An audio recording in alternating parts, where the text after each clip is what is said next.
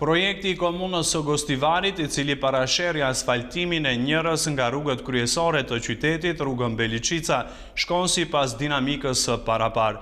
Një pjesë e rrugës ku nxor asfalti i vjetër sot dhe dje është shtruar me asfalt të ri. Kjo rrugë do riasfaltohet në tërësi duke përfshirë edhe urën e lumit Vardar, e cila po ashtu është shtruar tani më me shtresën e re të asfaltit të ri. Bëhet fjalë për pjesën më të frekuentueshme brenda qytetit, segmenti i cili filloi të shtrohet me asfalt të ri dhe cilësor që nga viti i kaluar ku riasfaltua pjesa nga ura e lumit Vardar e deri te xhamia e Rinis. Paraprakisht u inaugurua edhe investimi për riasfaltimin dhe rehabilitimin e plot të rrugës së Ilindenit, e cila lidhet me rrugën Beliçica. Edhe qarkorët në këtë rrugë u riasfaltuan duke përfshirë edhe një pjesë të bulevardit Goce Delçev.